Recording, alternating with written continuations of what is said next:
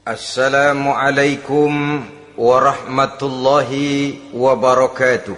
Waalaikumsalam warahmatullahi wabarakatuh. Bismillahirrahmanirrahim. Alhamdulillahi rabbil alamin. Wassalatu wassalamu ala ashrafil mursalin, imamil muttaqin, sayyidil ghurril muhajjalin, wa ala alihi wa ashabihil mujahidin at-tahirin, amma ba'du. Saudara-saudara kaum muslimin rahimakumullah. Satu hari ketika seorang ulama besar bernama Al-Imam Al-Faqih Abu Lais tengah berjalan-jalan di dekat kota Basrah, berkelumpullah sekelompok orang di dekat beliau. Mereka datang mengajukan satu pertanyaan. Imam, kami ingin bertanya. Di dalam Al-Quran itu Allah Subhanahu wa ta'ala menjelaskan, Ud'uni astajib lakum. Berdoalah kepadaku, aku akan jawab doamu. Mintalah kepadaku, aku kabulkan permintaanmu. Itu dan begitu janji Allah di dalam Al-Quran. Kami, kata orang-orang tadi, sudah lama berdoa kepada Allah. Tapi kenapa sampai sekarang doa kami ini belum dikabulkan? Katanya, Ud'uni astajib lakum. Kalau kamu berdoa, aku jawab, aku penuhi, aku kabulkan doamu. Itu janji Allah. Kami sudah lama berdoa pagi, sore, siang, malam. Nyatanya sampai sekarang doa kami belum dikabul-kabulkan. Ini bagaimana? Apa ayat Quran salah? Apa Tuhan lagi lempengan gak denger?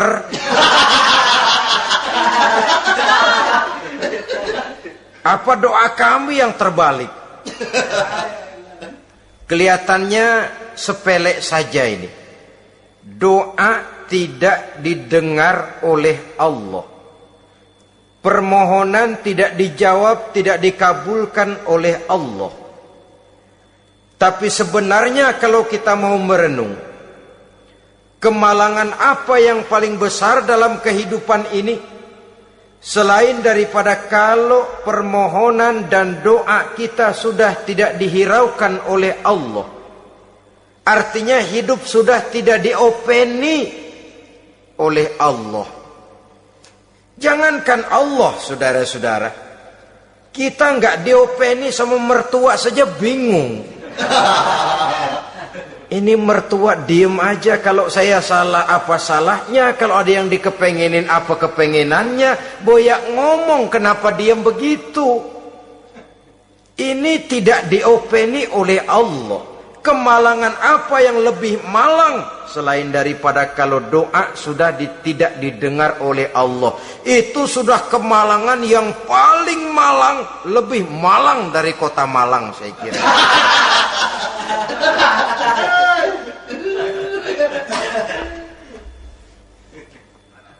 Menghadapi pertanyaan ini, Imam Al-Faqih Abu Lais senyum. Lalu beliau berkata, tuan-tuan, tahu kenapa doa tuan-tuan tidak dijawab, permohonan tidak dikabulkan, Allah sudah tidak memperdulikan tuan-tuan ini? Kami tidak tahu, Imam, maka kami bertanya. Begini, hati tuan-tuan itu mati. Dari hati yang mati, channel tidak nyambung kepada Allah. Dari channel yang putus tidak ada getaran strom, bagaimana akan timbul gejala? Hatimu mati, jadi pantas kalau doa tidak dikabulkan, permohonan tidak dipenuhi, doa tidak terjawab, hatimu mati. Saudara-saudara kaum muslimin, dari hati yang mati ini, getaran tidak akan sampai ke hadratullah azza wa jalla. Nah, ini juga satu penyakit yang kita sangat khawatirkan, yaitu apabila hati kita sudah mati selagi jasad masih hidup. Artinya, jadilah kita bangkai berjalan di hadapan Allah subhanahu wa ta'ala. Sementara kita sangat disibukkan dengan menggali berbagai macam jenis obat penangkal penyakit zahir, dan kita kurang perhatian untuk mencari obat penangkal penyakit batin yang kalau diserang penyakitnya menghancurkan kehidupan abadi di akhirat nanti. Perkembangan ilmu kedokteran nyata benar diikuti dengan perkembangan jenis-jenis penyakit. Makin maju ilmu kedokteran, makin modern penyakit. Ngerti juga rupanya itu penyakit. Dulu kita tidak kenal yang namanya AIDS. Kita tidak tahu yang namanya liver. Kita tidak kenal yang namanya stres. Paling yang banyak cika, masuk angin, dan sebagainya. Tapi baiklah, penyakit-penyakit batin yang menyebabkan hati menjadi mati, dan dari hati yang mati, doa tidak naik, tidak didengarkan oleh Allah subhanahu wa ta'ala.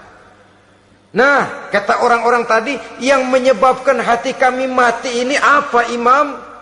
Beliau menjawab, pertama, araftumullaha wa lam tu'tuhu haqqahu. Yang menyebabkan hatimu jadi mati, pertama, kamu kenal benar kepada Allah, tapi haknya untuk disembah, kewajibanmu untuk menyembah, tidak pernah kamu laksanakan. Bagaimana Allah tidak akan jauh dari kita kalau kita tidak akan mengadakan pendekatan kepadanya? Dan pendekatan kepada Allah hanya bisa kita tempuh melalui jalur kegiatan ritual ibadah. Allah akan terlalu jauh apabila kita hanya membicarakannya lewat filsafat dan renungan yang mendalam. Tapi Allah akan dekat dan terasa hadir dalam hidup apabila kita dekati ia dengan pelaksanaan ibadah kepadanya. Kamu kenal Allah, tapi hakmu untuk menyembah, kewajibanmu untuk menyembah, haknya untuk disembah, tidak pernah kamu laksanakan. Kalau soal Allah kita kenal bukan main. Bahkan tidak hanya kita mengajarkan kenal juga kepada anak-anak kita. Kalau ditanya siapa pencipta matahari, bulan dan bintang? Allah. Siapa pencipta lautan, gunung, hutan belantara dan sungai-sungai? Allah. Siapa pencipta bumi, matahari dan sebagainya? Allah. Sembahyang apa enggak? Bagaimana nanti?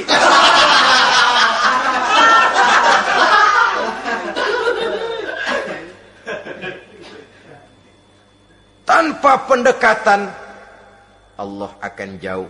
Apabila Allah jauh, maka doa tidak akan didengarkan olehnya. Oleh sebab itu, logika mengajarkan kepada kita, berpayahlah dulu, wa man ladzatu illa ba'da ta'ab, innama al-usri yusra. Di balik kesulitan menunggu kemudahan. Nikmat baru akan terasa, kelezatan hidup baru akan terasa setelah kita jerih payah banting tulang peras keringat. Rasanya memang lebih nikmat sepotong singkong hasil cucuran keringat sendiri ketimbang roti dijejelin orang. Ini berarti kita ingin mohon pertolongan kepada Allah, sementara dengan Allah sendiri kita jauh. Sama saja dalam kehidupan kita analoginya, saudara-saudara. Orang tidak kenal kepada saudara, tahu-tahu jauh dari saudara, tahu-tahu datang mau minjem duit. Apa kesan saudara? Enak aja, kenal enggak, dekat enggak, datang-datang mau minjem duit. Emang duit percetakan bapak lu?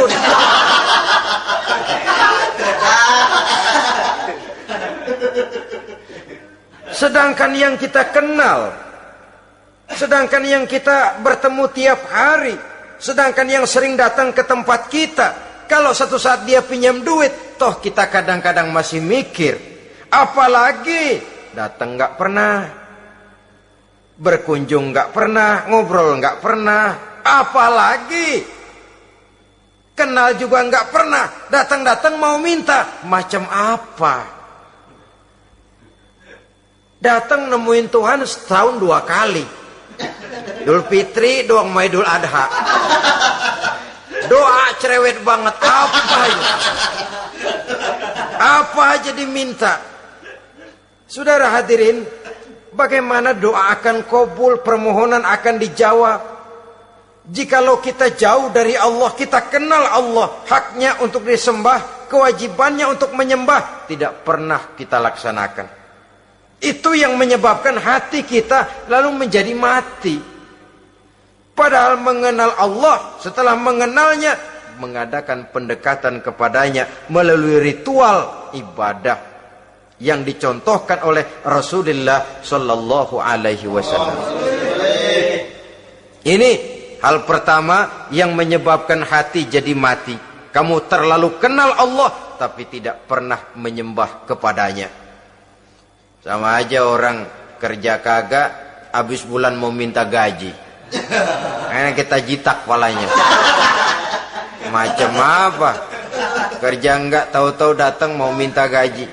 Kerja dulu yang baik, habis bulan baru enggak diminta pun memang sudah ada jatahnya. Ibadah dulu kita kepada Allah. Soal Allah memberikan karunia kepada kita, itu hak Allah. Apabila kita dekat dengannya, ibadah yang kita laksanakan benar, karunia itu akan datang kepada kita. Saudara-saudara, yang kedua yang menyebabkan hati jadi mati, qara'tumul Qur'an walam ta'malu bih. Kamu baca Al-Quran tapi ajarannya tidak pernah kamu amalkan. Kamu baca Quran tapi isinya kamu injak-injak. Sehingga ada peringatan dari Rasul Sallallahu Alaihi Wasallam. Beliau bersabda, "Iza azzamat ummatid dunya wa fi riwayatin dinaron wa dirhaman nuzi'at minha haibatul Islam. Wa iza turikatil amru bil ma'rufi wan nahyu 'anil munkari hurimat 'alaihim barakatul wahyi. Wa iza tasabat ummati saqatat min 'ainillah." 3 peringatan keras tapi yang merupakan gejala penyakit kita umat Islam diperingatkan oleh Nabi kita. Pertama, iza azzamat ummatid dunya. Apabila umatku telah terlalu mengagung-agungkan dunia, apabila umatku telah jatuh menjadi umat yang materialistis, segalanya diukur dari sudut keduniaan saja, nuzi'at minha haibatul Islam, maka akan dicabutlah dari mereka kehebatan agama Islam. Hilang kehebatan Islam apabila kita jatuh menjadi umat pengagung dunia, penyembah materi. Nilai kita, keberadaan kita tidak dihargai orang lain. Orang memandang kita remeh saja. Orang Islam gak ada apa-apanya, bayar aja. Bisa dibeli, bisa diatur, bisa dikerjain, garap saja. Nuzi'at minha haibatul Islam, hilang dari mereka kehebatan Islam ini. Kenapa? Mereka telah mengagungkan dunia dan menjadikannya sebagai tujuan. Padahal dunia cuma alat, materi cuma alat, harta cuma alat. Yang kedua, wa iza turikatil amru bil ma'rufi wan nahyu 'anil munkari hurimat 'alaihim barakatul wahyi. Apabila telah ditinggalkan amar ma'ruf dan nahi munkar, maka hilanglah keberkahan wahyu. Ini yang ada hubungannya dengan masalah kita. Kita baca Quran, kita tidak amalkan isinya. Bagaimana hati tidak jadi mati? Amar ma'ruf dan nahi munkar ditinggalkan orang, hilang keberkahan wahyu. Pada saat itu boleh jadi Quran ada, tapi cuma tinggal tulisan saja. Islam ada, cuma tinggal sekedar nama saja. Diseminarkan, disimposiumkan, dimuktamarkan, tapi tidak dijabarkan dalam kehidupan sehari-hari. Apabila amar ma'ruf dan nahi munkar telah ditinggalkan orang, hilang keberkahan Quran itu. Akibatnya apa? Apabila amar ma'ruf tidak lagi digalakkan orang, nahi munkar tidak dilaksanakan orang, lalu orang menilai sesuatu menurut seleranya sendiri. Mana yang ma'ruf, mana yang munkar, tidak ada lagi patokan utama. Kalau baik kata otaknya, dia kerjakan. Tidak baik menurut otaknya, dia tinggalkan. Agamanya adalah otak, berhalanya adalah akal. Akhirnya umat kehilangan pedoman. Tidak lagi jelas mana batas yang ma'ruf, mana batas yang munkar. Dalam kondisi sedemikian, akhirnya akan terjadi penjungkiran nilai. Paling celaka nantinya, yang ma'ruf malah dianggap munkar, yang munkar malah menjadi ma'ruf. Peringatan ketiga dari Nabi, wa iza tasabat ummati saqatat min ainillah. Apabila umatku sudah saling berbantahan, apabila umatku sudah saling caci memaki, saqatat min ainillah, jatuhlah mereka dalam pandangan Allah Subhanahu wa taala. Hilang wibawa umat yang sudah saling mencaci maki, saling menjatuhkan, saling gasak, gesek, gosok. Justru agama menganjurkan kita ini saling asah, asih, asuh. Kadang yang kita praktekkan, kita ini saling gasak. Yang kedua, saling gesek. Yang ketiga, saling gosok. Gasak, gesek, gosok. Kacau kita ini. Saling gasak, menjegal kawan seiring, menggunting dalam lipatan. Saling gosok, fitnah sana, fitnah sini. Saling gesek, sikut kiri, sikut kanan. Tidak peduli orang lain luka dan sebagainya. Yang penting dia bisa nangkring. Jatuh kita dalam pandangan Allah apabila umat sudah saling mencaci maki. Maka kita kembali kepada persoalan, hal kedua yang menyebabkan hati jadi mati, qara'tumul Qur'an walam ta'malu bih. Kita baca Al-Quran, tapi ajarannya nyaris tidak kita amalkan di dalam kehidupan kita. Akibatnya hati lalu jadi mati. Itu yang kedua. Yang ketiga, yang menyebabkan hati jadi mati dan doa tidak terjawab, idda'aitum annakum min ummati Muhammadin sallallahu alaihi wasallam walam ta'malu bisunnatihi. Kamu mengaku, kamu memproklamirkan diri sebagai umatnya Nabi Muhammad, tapi sunnahnya tidak pernah kamu amalkan.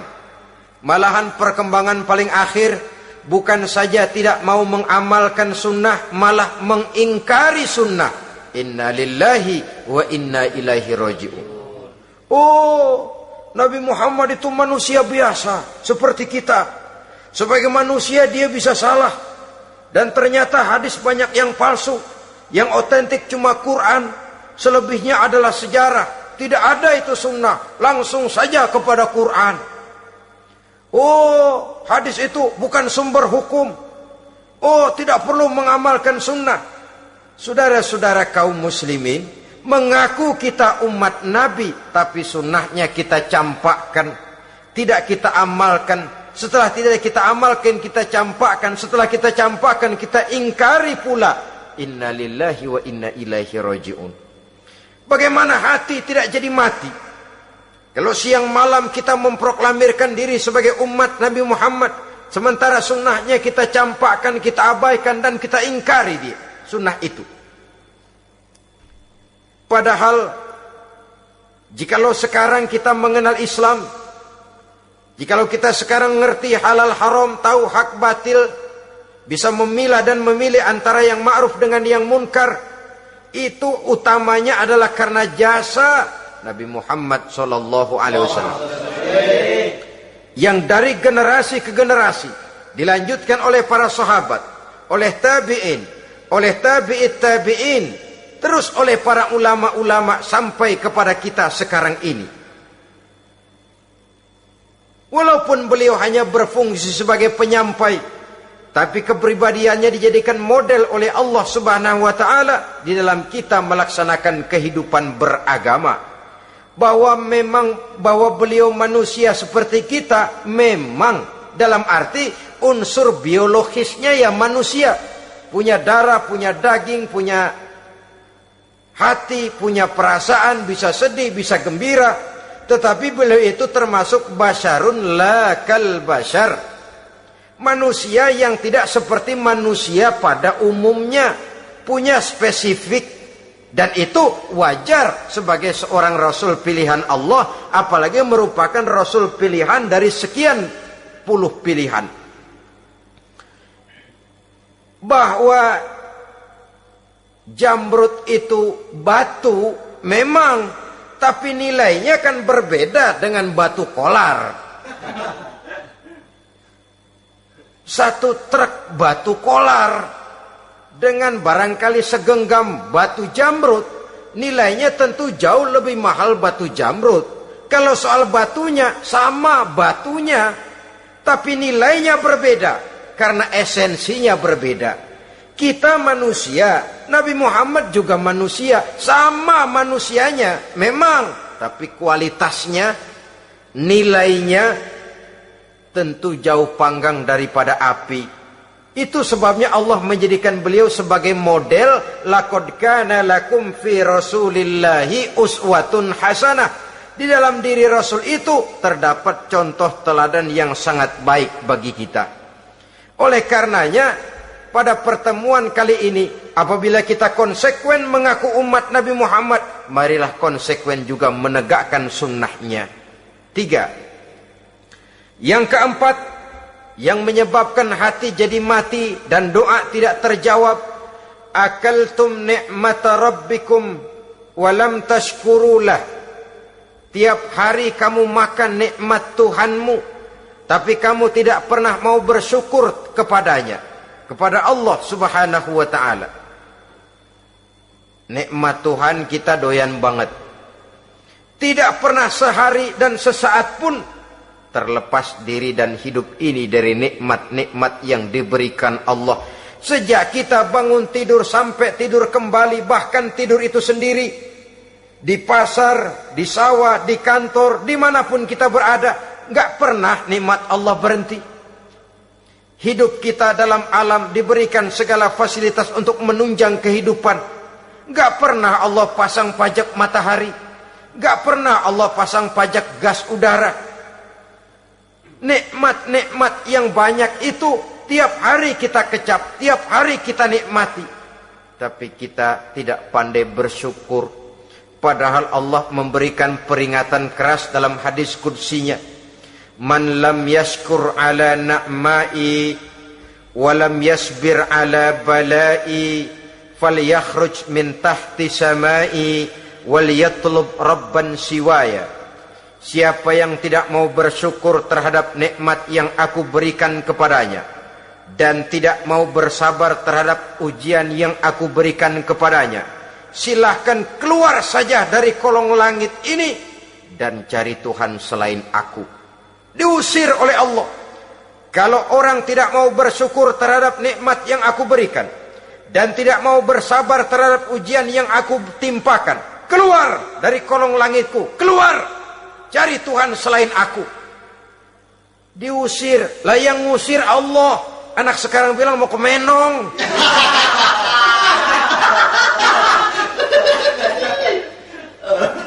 Kalau diusir kita dari Jakarta, masih bisa pindah ke Bandung. Diusir kita dari Bandung, bisa pindah ke Jogja, Solo. Diusir kita dari Indonesia, bisa pindah ke Singapura, Malaysia. Diusir dari kolong langit, mau cari langit mana lagi? Kalau kau tidak mau mensyukuri nikmatku, tidak sabar terhadap ujian yang aku berikan kepadamu, keluar saja, keluar dari kolong langitku ini, cari Tuhan selain aku. Kalau istilah kita mah Tuhan, jengkel banget udah itu. Nikmatku, yang nikmat yang aku berikan kau makan, Tapi kepadaku